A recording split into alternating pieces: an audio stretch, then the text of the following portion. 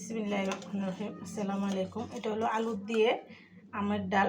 আর আলু দিয়ে আমের ডাল কী করে রান্না করলাম সম্পূর্ণ ভিডিওটা আপনাদের সাথে শেয়ার করব। আমার ভিডিওটা না টেনে দেখবেন আর এরকম রান্না করে খাবেন। তো চলুন দেখি কী করে রান্নাটা করলাম।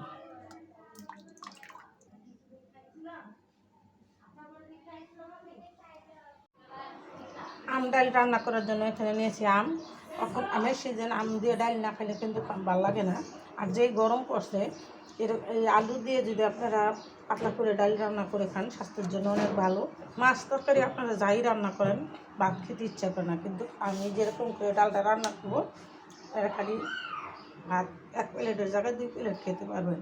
একবার হলেও রান্না করবেন। তো চলুন দেখি কী করে রান্না করে। তো আমি আলুগুলো আগে সিদ্ধ দিয়ে নিব আর আমগুলো ছিলে নিব, দেখতে থাকুন। আলুটি ছিলে চলে আসলাম। আলুটা আমি গালিয়ে নেব এরকম করে। আর এখানে আমি আম ছুলে নিয়েছি, পেঁয়াজ কুচি, রসুন কুচি, বাটা মরিচ, আদা রসুন বাটা আর লবণ। আলুটা একদম মিহি করে গালিয়ে নিতে হবে। একটু পাতলা ডালের মতো করে রানলে আলুটা ভালো করে মিহি করে গালিয়ে নিতে হবে। আমার আলুটা এখানে গালা করা হয়ে গেছে। আমি এখানে পরিমাণ মতো পানি নিয়ে নিছি।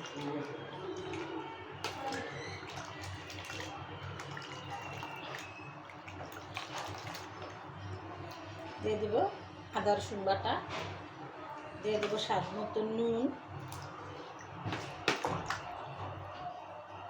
দিয়ে দিলাম পরিমাণ মতো হলুদের ফাঁকি, দিয়ে দিলাম লাল মরিচ যেটা বাটা সেটা। তো এখানে আমার সম্পূর্ণ মশলাটা দেওয়া হয়ে গেছে। এই রান্নাটা আমি 10 মিনিট রান্না করবো, ফিরে আসবো 10 মিনিট পর।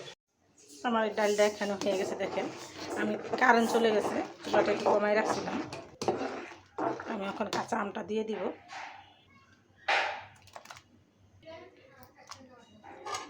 আর যারা মিষ্টি পছন্দ করেন তারা অবশ্যই একটু চিনি দিয়ে দিবেন, তাহলে খাট্টা মিঠা হয়ে যাবে। এটা আপনারা ভাত ছাড়া রুটি দিয়ে আবার এমনি শুধুও খেতে পারবেন। এই আমের এই যে ঝোলটা, ডালটা খুবই শরীরের স্বাস্থ্যের জন্য ভালো। যাদের শরীরে একদম জ্বালা পোড়া করে কষা হয়ে গেছে তারা এই ঝোলটা নেই অনায়াসে খেতে পারবে।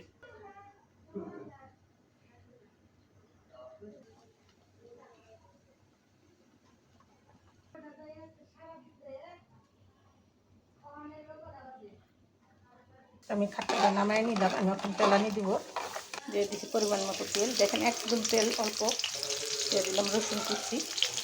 বাগারটা আমার হয়ে গেছে, এখন তেলানি দিয়ে দিব।